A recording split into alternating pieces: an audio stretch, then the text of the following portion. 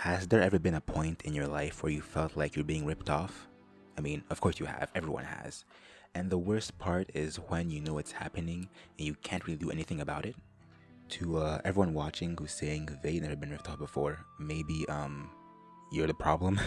Some people will always be taken advantage of, whether it be by something or someone. And in every possible industry where you can be taken advantage of, I think there's one that tops all the rest. One that, no matter what, will always be worse. Gaming. And I don't think there's no other gaming company who rips me off more than Nintendo.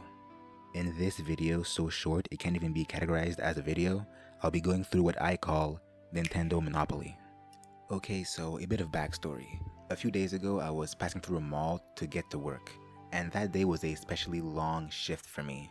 And as I was passing by, I went through a EB Games. And I thought to myself, you know what?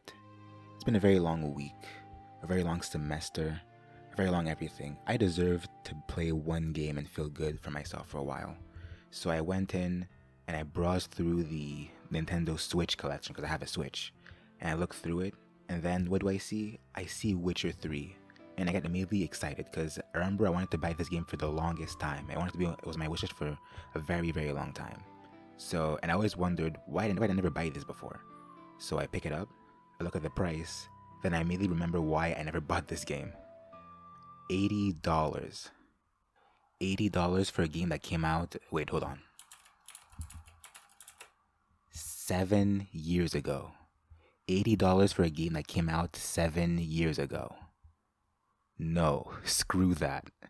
And to make matters worse, the same game goes for $20 on PC. And it's not just this. The Switch has many other games that go for $80, even though they've been out for several years now. And it's here I reinvite the thesis of this video, Nintendo Monopoly. If you own a Switch, you know this. Nintendo has a tendency to overprice their games, and since there aren't any other viable alternatives, your only option is to just accept it. Well, you may be asking, what's wrong with that? Well, two things. First of all, if you combine this with other questionable business practices, it does create the impression that Nintendo doesn't really care about their audience, which they don't. The main goal of any business is to maximize profit, not to make friends. But that being said, if they continue down this route, I do think some people will lose faith in them and move on to other competitors.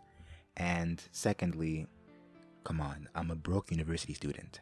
It's just so discouraging to wanting to treat yourself, going in and seeing the price, and remembering all the other things you need to pay for that year, and then slowly realizing it's not worth it. So, like any other responsible adult, I put the game down, browsed a bit to make them think I didn't steal anything, and then walked out. So, what did we learn today, kids? That's right. In an attempt to maximize profit, it may minimize someone else's happiness. And there you have it, the worst industry to be taken advantage of. Okay, fine. In retrospect, maybe not the worst.